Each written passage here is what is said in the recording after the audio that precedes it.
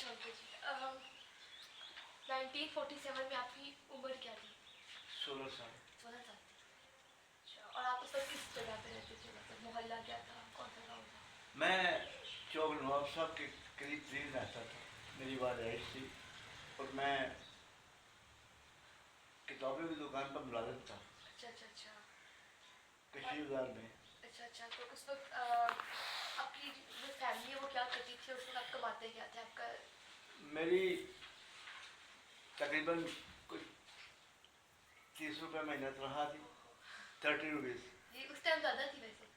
اس time ٹھیک ہے، primary پاس بچے کے لیے اتنے ہوتا ہے. اچھا اچھا تو میں نے وہاں تقریباً کوئی 7 سال ملازمت کی ہے. پاکستان کا بننا 1947 میں میرے سامنے جو میں نے لاہور میں دیکھا وہ مجھے بہت سی باتیں اب تک یاد ہیں. اور میں دو ایک منظر ایسے کہ میں دعا کرتا ہوں کہ کسی دشمن کو بھی ایسا دیکھنا نصیب نہ ہو. تو وہ میں آپ کو بتاؤں گا تو اس میں آپ حیران ہوں گے. میں انارکلی پہ گیا، دکان تھی کہ بیلی رام کی میڈیسن کی. تو میرے استاد نے کہا کہ وہاں سے جا کے یہ دوائی لے کے آؤ اور یہ ساتھ میں ایک دودھ کا ڈبہ ہے بچی کے لیے جو پیتی تھی اس کے لیے لے کے آنا ہے. تو میں انارکلی بیلی رام کی دکان پر گیا تو پاکستان ابھی بن رہا تھا. یہ 14 اگست ابھی اعلان پاکستان نہیں ہوا تھا. اس سے کچھ دن پہلے کہہ رہے ہیں 15 دن یا 20 دن بس یا مہینہ کہہ رہے ہیں، اتنا زیادہ نہیں تھا. تو میں سائیکل پہ جا رہا تھا تو میں نے لوہاری سے پہلے شالمی چوک میں ایک گڈ میں اس طرف جاتی ہوئی دیکھی جس پر کم بیش 20-25 لاشیں پڑی تھیں اور کسی کا سر ادھر ہے، کسی کا ادھر ہے، کوئی ادھر پڑا ہے، ادھر پڑا ہے. اور میرے لیے وہ منظر آج تک نہیں بھولتا. وہ یہ تھا کہ جو انڈیا سے ہمارے لوگ ہجرت کر کے آتے تھے بائی ٹرین یا بائی بس یا گڈوں پر یا ریڑوں پر، تو ان پر جو سکھ آبادی تھی وہاں سے مشرقی پنجاب سے آنے والوں کو لوٹ پاٹ کرنے کے نیت سے، حتیٰ کہ ان کو بہت زیادہ قتل و خون کیا، گاڑیوں کو روک کے لوٹ لیا، وہاں کی نوجوان لڑکیوں کو اٹھا کر لے گئے. یہ بہت سے واقعات جو ہے میرے یہ مطلب نہیں مجھے بولتا کہ سامنے میرے لاشیں پڑی اور میں حیران تھا کہ مجھے کبھی اتنا اپنی ہوش میں نے ایسا منظر نہیں دیکھا کہ، اور وہ بھی میرا 16-17 سال کا سن. یہ صورتحال تھی. اس طرح سے میں نے اس پاکستان کے بننے میں مہاجرین کی قربانیاں وہ دیکھی ہیں. اس وقت آپ کے جو علاقہ ہے وہاں کتنے جو نان مسلمس تھے جو غیر مذہب تعلق رکھتے جہاں تھے؟ تک جس بازار میں ملازمت کرتا تھا وہاں پر 6-7 دکانیں ہندوؤں کی تھیں. اس میں ایک اسٹیشنری کی دکان تھی، ایک یہ گرمکھی کتابوں کی دکان تھی انگریزی زبان کی، اور باقی جو مین بازار تھا یہاں پر ہندو آبادی کا وہ تھا شالمی سے لے کے رنگ محل تک. رنگ محل، شالمی، مچھی اڈا، یہ ایک بازار تھا جیسے آج کل موچی گیٹ کے اندر بازار ہے، جیسا لوہاری کے اندر بازار ہے، اتنا تنگ بازار تھا. اور اس میں کبھی کبھار کو ٹانگا گزرتا تو تھوڑا سا رکنا پڑتا. اور میں وہاں سائیکل چلانا فخر سمجھتا کہ میں سائیکل پر سے اترا نہیں اور ٹانگے کو میں نے جگہ دے دی نکلنے کے لیے. یہ علم تھا لاہور کی آبادی کا. اچھا اور ان کے ساتھ آپ کے تعلقات اس وقت کیسے تھے؟ بہت اچھے تھے. یہاں پر جو ہمارے ہمسائے تھے، جیسے وہ ہمارے سامنے دکان تھی تلسی رام تھا یا نام اس کا کچھ ایسا نام تھا، اسٹیشنری کی دکان تھی. تو اس سے جب آنا تو نمستے مہاراج اس نے کہنا، نمستے جی. میں بچہ تھا تو جب وہ پاکستان بنا تو اس کے بعد وہ دکانیں میں نے کھلی نہیں دیکھی اسی بازار میں.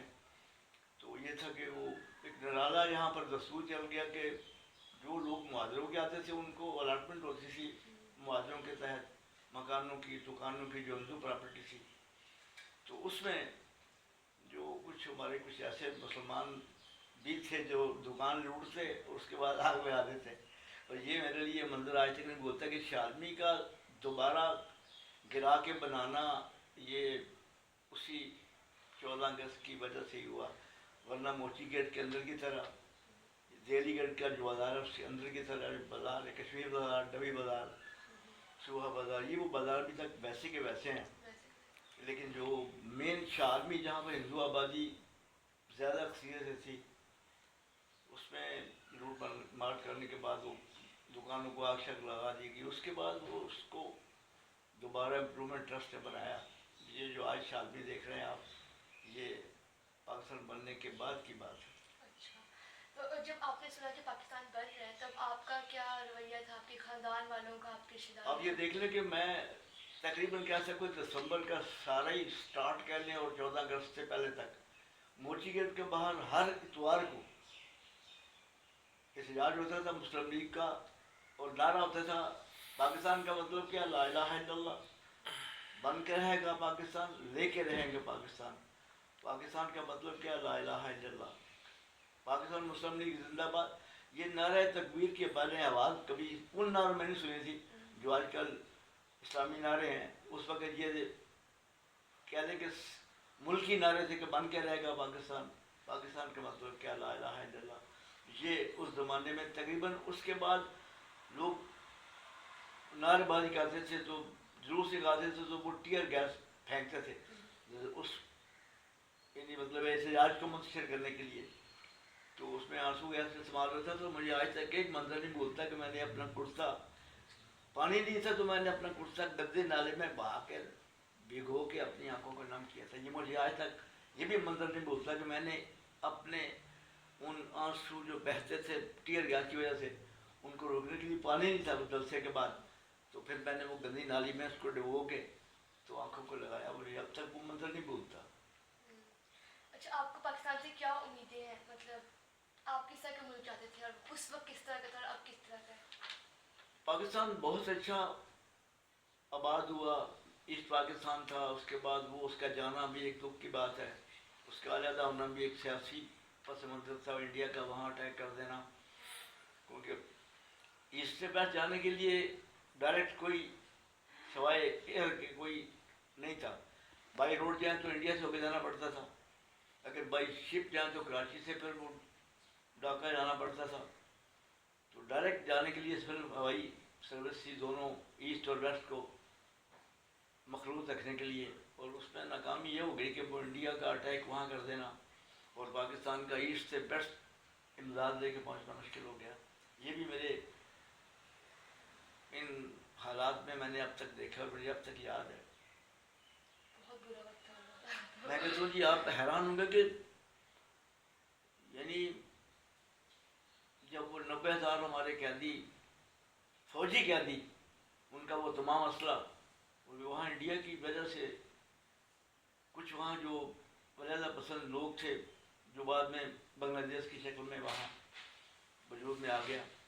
تو آپ مسلم لیگ کا حصہ تھے یا اس کے بارے میں آپ نے کب سنا، آپ کے ایریا میں کتنے لوگ مسلم لیگ کا حصہ تھے؟ مسلم لیگ کی حمایتی ساری پاکستانی قوم تھی. جتنے بھی وہاں پر میں دیکھتا تھا کہ آج جلسہ 8 دن کے بعد پھر جلسہ ہے، پھر لوگ جاتے تھے، پھر ٹیئر گیس کھاتے تھے، پھر لڑکیاں کھاتے تھے، بن کے رہے گا. اور نعرہ یہی تھا، بن کے رہے گا پاکستان، لے کے رہیں گے پاکستان. پاکستان کا مطلب کیا، لا الہ الا اللہ. اور پھر یہ خوش قسمتی ہے کہ ہمیں گورنر جنرل قائد اعظم مل گئے، لیاقت علی خان ہمارے وزیر اعظم بن گئے. لیکن ایسٹ اور ویسٹ کو ہم اکٹھا نہ رکھ سکے. تو جب یہ سب ہوا تو اس میں پاکستان میں تھے، مطلب باہر نہیں تھے، مطلب انڈیا والی سائڈ پہ؟ میں پاکستان میں ہی رہا ہوں اب تک. ویسے پاکستان بننے کے بعد میں